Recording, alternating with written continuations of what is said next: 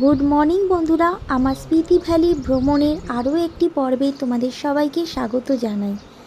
এই মুহূর্তে আমি রয়েছি কল্পার হিম প্যারাডাইস হোটেলে। ঘড়িতে এখন সকাল 6টা বেজে গেছে। আমরা সবাই ঘুম থেকে উঠে তাড়াতাড়ি রেডি হয়ে নিচ্ছি পরবর্তী গন্তব্যে যাওয়ার জন্য।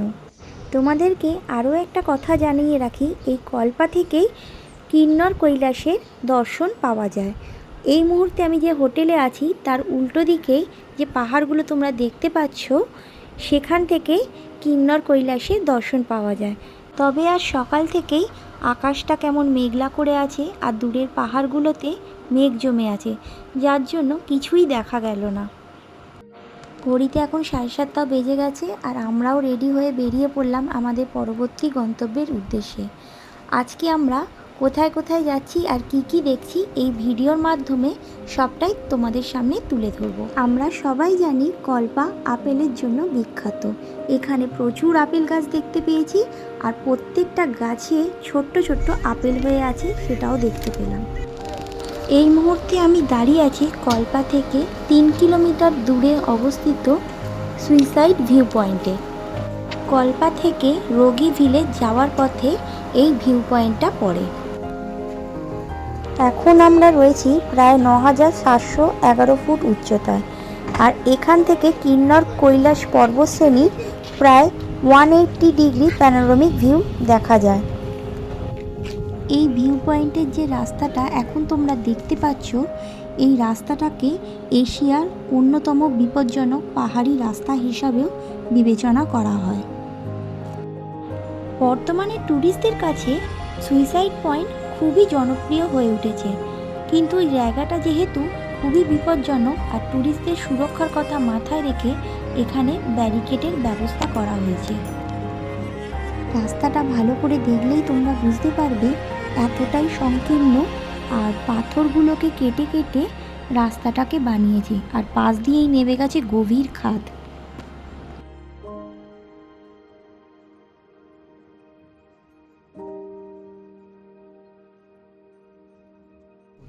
সুইসাইড ভিউ পয়েন্ট দেখে ফেরবার পথে হঠাৎই দেখতে পেলাম পাহাড়গুলো থেকে মেঘটা সরে গেছে আর দূর থেকে কিন্নর কৈলাসেরও দর্শন পেয়ে গেলাম। এবারে চলো আমার সাথে সাথে তোমরাও একটু কিন্নর কৈলাসের দর্শন করে নাও।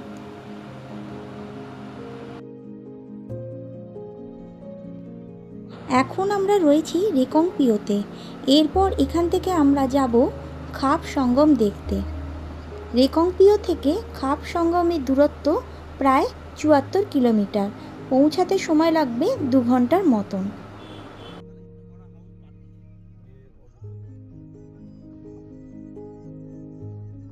এখন যে রাস্তাটা তোমরা দেখতে পাচ্ছ, এটা হলো রেকংপিও বাস স্ট্যান্ড যাওয়ার রাস্তা। খাপ সঙ্গম যাওয়ার পথে একটা ভালো রেস্টুরেন্ট দেখে আমরা লাঞ্চটা সেরে নেব। অনেকটা পথ যেতে হবে, তাই একটু তাড়াতাড়ি লাঞ্চটা করে নেব।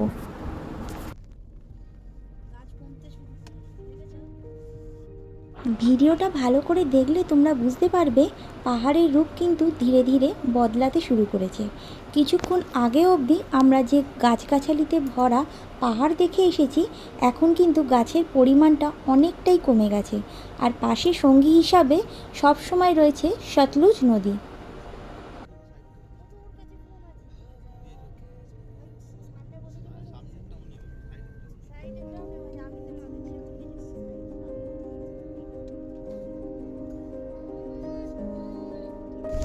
এই দেখো, অনেকক্ষণ পর একটা পাহাড়ি ঝর্ণার দেখা মিলল।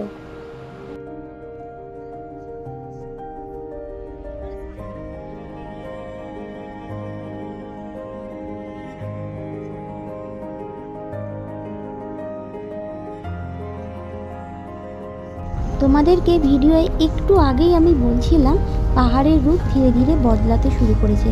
দূরের পাহাড়গুলো দেখলে সেটা ভালো মতোই এবারে বোঝা যাচ্ছে। হিসাব মতো ধীরে ধীরে আমরা স্পিতি ভ্যালিতে এন্টার করছি। এখন আমরা চলে এসেছি লাঞ্চ করব বলে Shiva highway dhaba and homestay ঠিক সামনে। চলো দেখে নিই এখানে কি কি খাবার পাওয়া যাচ্ছে।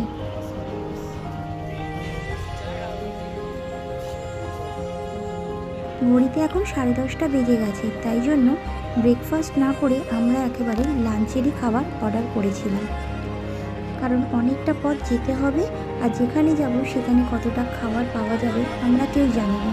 টেবিলে এখন খাবার সার্ভ করে দিয়ে গেছে, খেয়ে নিয়ে তোমাদের সাথে দেখা হচ্ছে। এই মুহূর্তে আমরা হিমাচল প্রদেশের কিন্নর জেলার একটা প্রত্যন্ত গ্রাম, যার নাম হলো মোরাং, তার ওপর দিয়ে যাচ্ছি। দূরে ওই পাহাড়ের মাথায় যে বাড়িটা দেখতে পাচ্ছ সেটা হলো মোরাং ফোর্ট। রেকংপ্রিয় থেকে এই গ্রামের দূরত্ব প্রায় 40 কিলোমিটার, আর সতলুজ নদীর ঠিক ডান দিকেই এই গ্রামটা অবস্থিত।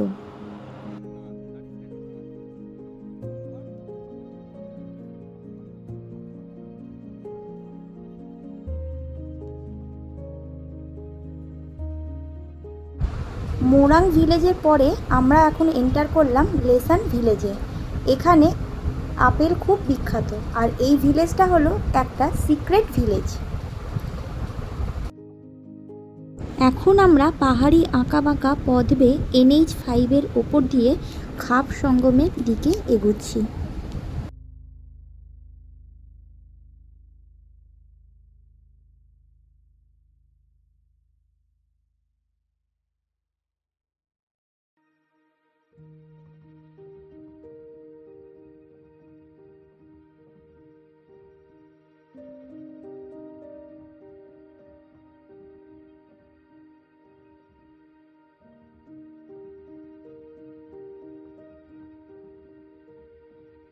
চলে এসেছি খাপ সঙ্গমের খুব কাছে, দূর থেকে ওই ব্রিজটাও দেখা যাচ্ছে। চলো গাড়িটা একটা সাইডে দাঁড় করিয়ে তোমাদেরকে চারপাশটা ঘুরিয়ে দেখাই।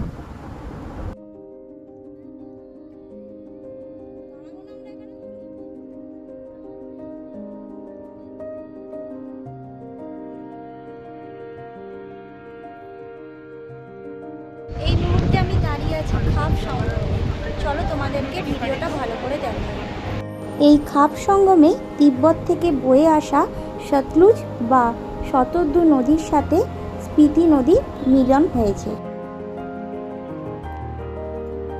এই সিঁড়িটা দিয়ে নিচে নেমে গেলেই একটা ক্যাফে আছে, আর এই ক্যাফের ঠিক সাইড থেকেই একটা ভালো ভিউ পয়েন্টও আছে। এবার চলো সিঁড়িটা দিয়ে ধীরে ধীরে নামি আর তোমাদেরকে ভিউ পয়েন্টটাও দেখাই।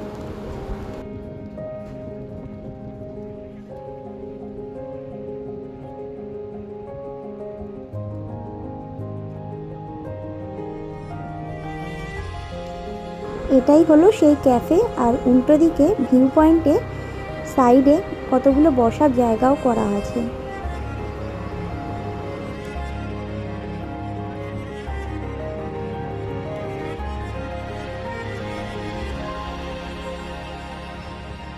এখান থেকেই সতলুজ নদী স্পিতি নদীর সাথে মিলিত হয়ে সতলুজ নাম নিয়ে কিন্নর ডিস্ট্রিক্টে প্রবেশ করেছে।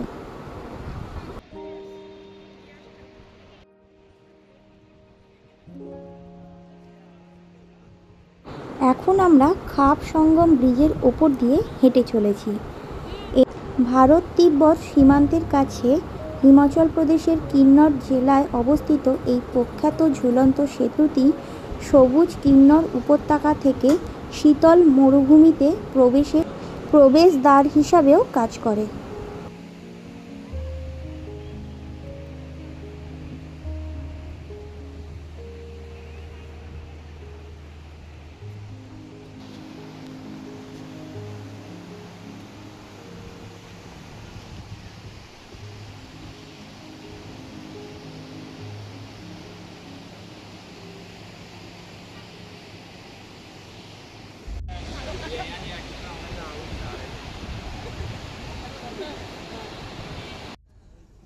খাপ সঙ্গম দেখে আমরা চললাম নাকোর উদ্দেশ্যে। খাপ সঙ্গম থেকে নাকো ভিলেজের ডিস্টেন্স হলো প্রায় 26 কিলোমিটার, আর পৌঁছাতে সময় লাগবে 45 থেকে 50 মিনিটের মতন।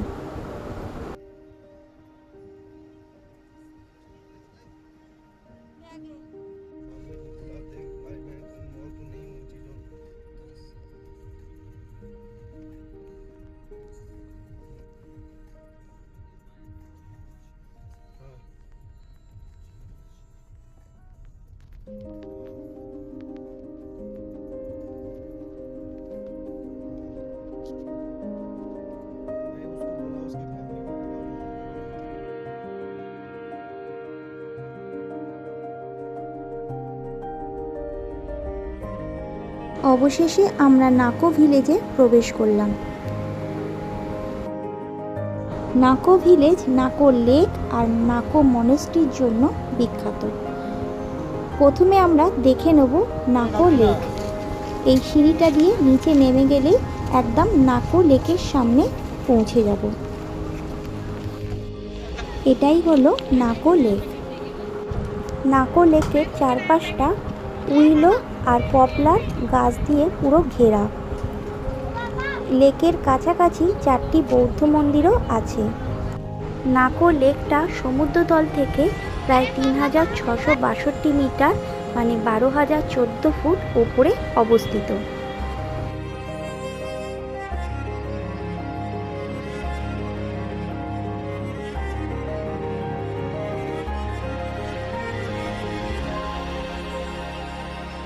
আমরা এখন লেকের পাশ দিয়ে হেঁটে গ্রামের ভেতরে একটা মনেস্ট্রি আছে সেটা দেখতে যাচ্ছি।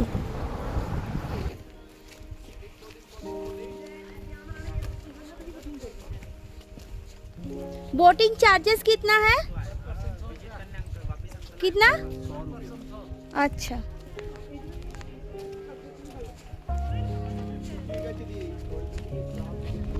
मैं अंकल को बोल कर मैं बाहर आ गया था, अंकल नहीं आए क्या?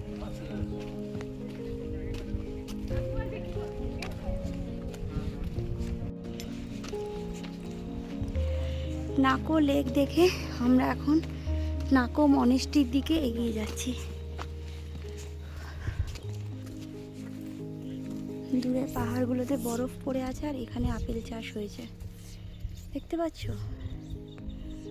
একটু ক্লোজ করে দেখালে বোঝা যাবে যে আপেলও হয়ে আছে।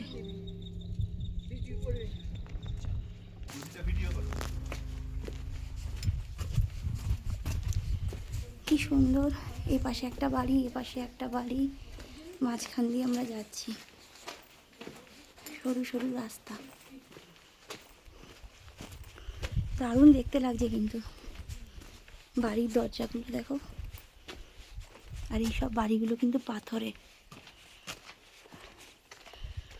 ওয়ান্ডারফুল।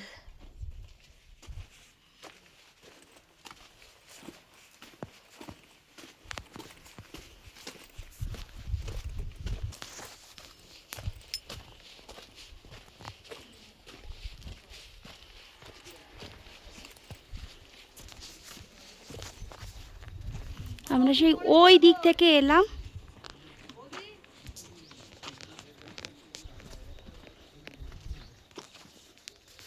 চলো আমরা এখন সোজা যাব। দেখি ওই দিকেই বোধহয় মনেস্ট্রি যাওয়ার রাস্তা, বুঝতে পারছি না। সবাই যখন যাচ্ছে আমিও যাই।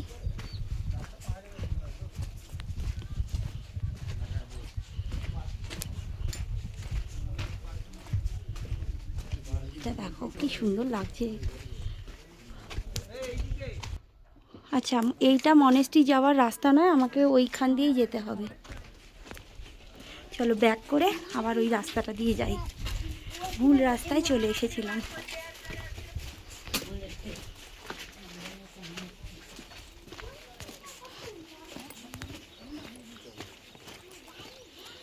এই রাস্তাটা দিয়ে গেলে মনেস্ট্রিটা পড়বে।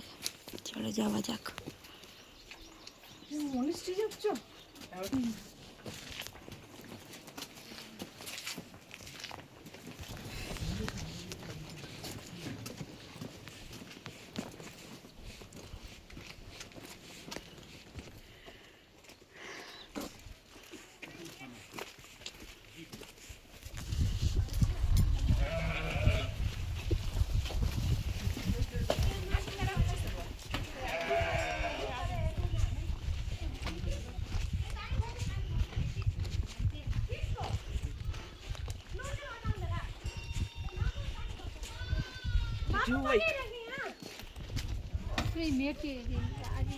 ওই যে দূরের মনেস্ট্রিটা দেখা যাচ্ছে, চলো যাই।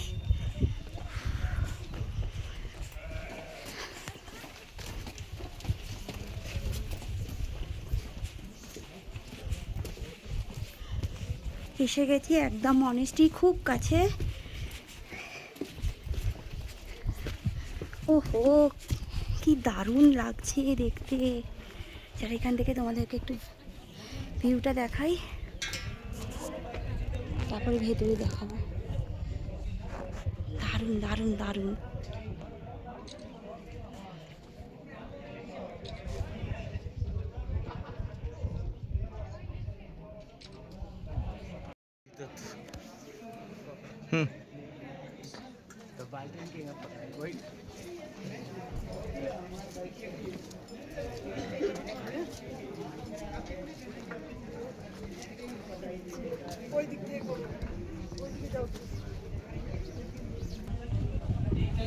ও আচ্ছা, চলে মনেস্ট্রি ভেতরে ঢুকি। এই হলো মনেস্ট্রি। ফটোগ্রাফি অ্যালাউ কিনা আমি জানি না।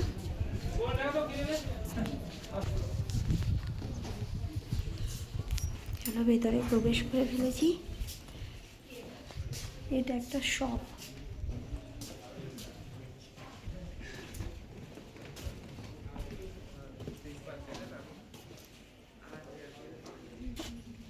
অনেক পুরনো মনেস্ট্রি এটা।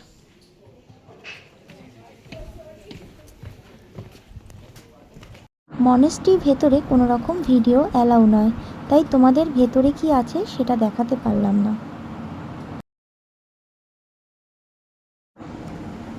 নাকো লেক আর নাকো মনেস্ট্রি দেখবার পর আমরা চললাম টাবোর উদ্দেশ্যে।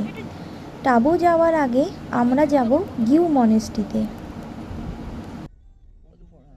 এই জায়গাটা দেখে আমার লাদাখের মূল ল্যান্ডের কথা মনে পড়ে গেল।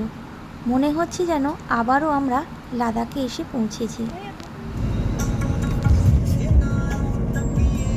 है रियो पुरगेल। कौन सा?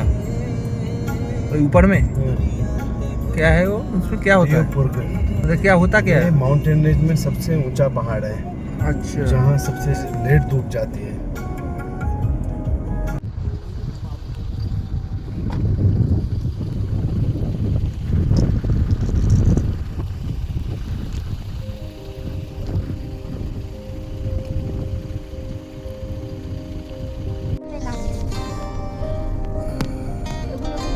এখন আমরা স্পিতি নদীর ধার দিয়ে যাচ্ছি। আমাদের সঙ্গ দিচ্ছে এখন স্পিতি নদী। একটু অপেক্ষা করুন, আমরা এক্ষুনি আপনাদেরকে স্পিতি নদী দেখাবো।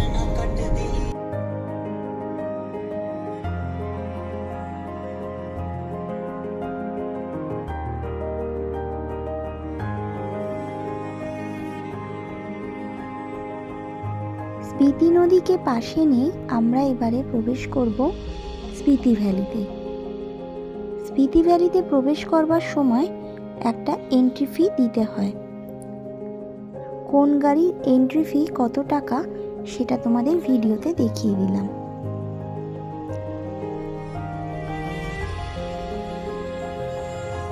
অবশেষে আমরা স্পিতি ভ্যালিতে এন্টার করে ফেলেছি। আর পাশ দিয়ে যে নদীটা বয়ে গেছে দেখতে পাচ্ছ, এটাই হলো স্পিতি নদী। এখন থেকে এই স্পিতি নদী আমাদের পথ চলার সঙ্গী।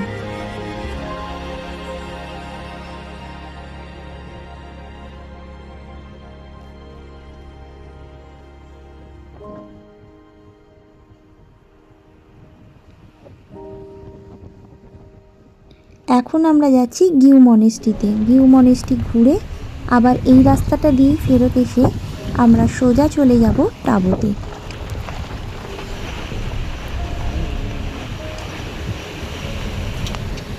এটাই হলো গিউ মনেস্ট্রি যাওয়ার রাস্তা।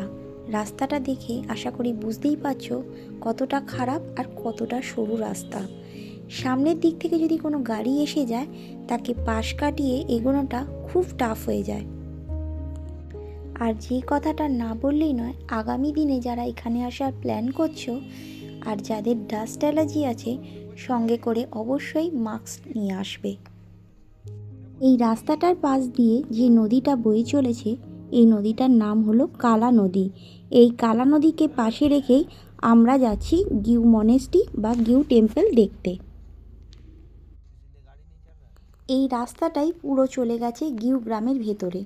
আর এই গ্রামের ভেতরে প্রবেশ করবার পরই দেখতে পেলাম মোবাইলের টাওয়ারটাও পুরোপুরি চলে গেল।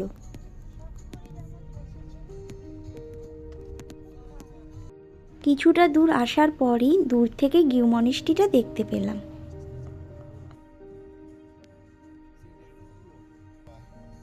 वहाँ जाके खाली होटल लेके रूम में सोना है थोड़ी है।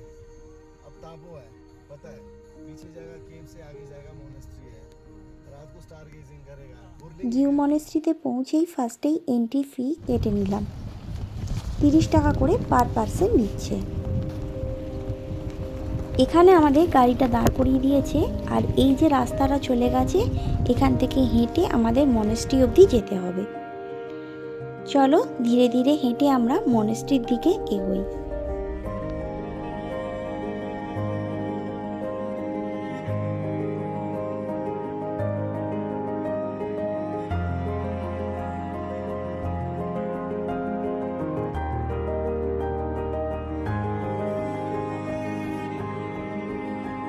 হাঁটতে হাঁটতে পৌঁছে গেলাম গিউ মনেস্ট্রির ঠিক সামনে। আর একটা কথা জানিয়ে রাখি, এখানে কোনো প্রকার ড্রোন ওড়ানো নিষেধ।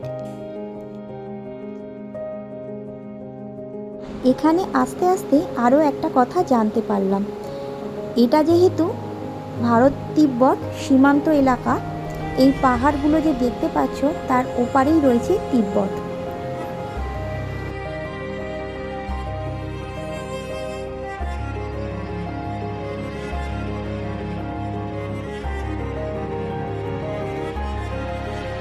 আমরা এখন রয়েছি প্রায় 10,000 ফুট উচ্চতায়। গিউ মনেস্ট্রির প্রধান আকর্ষণই হলো এখানে প্রাকৃতিকভাবে সংরক্ষিত প্রায় 550 বছরের পুরনো একটি মমি রাখা আছে।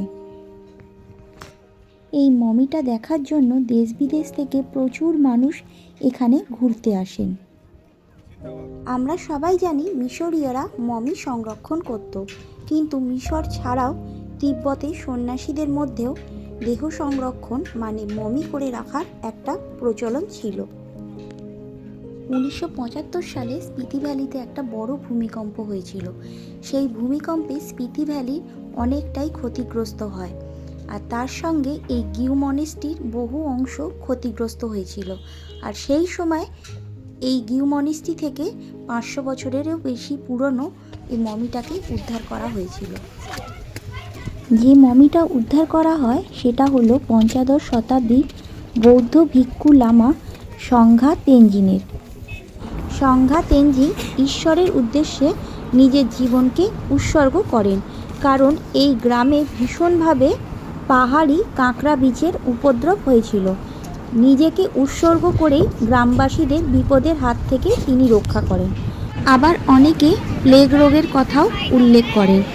গ্রামবাসীদের প্লেগ রোগের হাত থেকে রক্ষা করার জন্য নিজের জীবনকে তিনি উৎসর্গ করেছিলেন।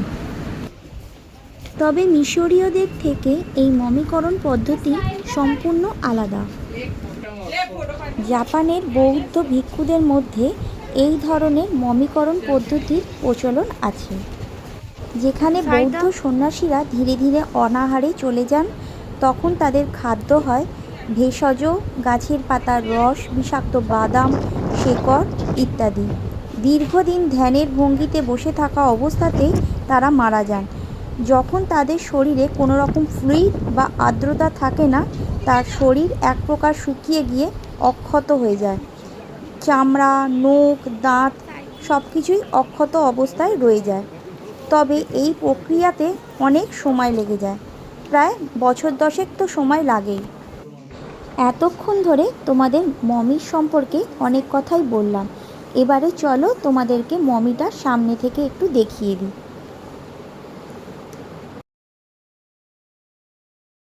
গিউ মনেস্ট্রি দেখবার পর আমরা পৌঁছে গেলাম টাবোতে। আজকের রাত্রিটা আমরা টাবোতেই কাটাবো। আকাশ যদি ক্লিয়ার থাকে এখান থেকে খুব সুন্দর স্টার গেজিংও দেখা যাবে। এখন আমি দাঁড়িয়ে আছি এমা স্পিতি স্টে ইনের ঠিক সামনে। এখানেই আজকে আমরা রাত্রিরে থাকবো। এই হোটেলের ডিটেলস আর ফোন নাম্বার সব কিছুই আমি ডেসক্রিপশন বক্সে দিয়ে দেবো, তোমরা চাইলে কন্ট্যাক্ট করে নিতে পারো। এখানে ফুডিং অ্যান্ড লজিং দুটোই অ্যাভেলেবেল। 7:30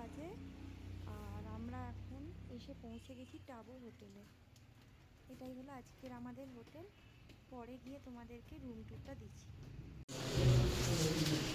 চলো আজকে তোমাদেরকে রুম ট্যুরটা দিয়ে দিই।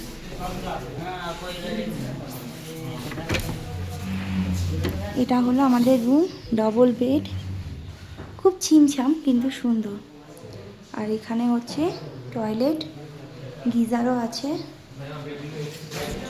এখানে একটা মিরর দিয়েছে আর একটা ওয়ার্ড্রোব আছে। আর এটা সরালেই হলো জানলা, তারা তোমাদের দেখাই।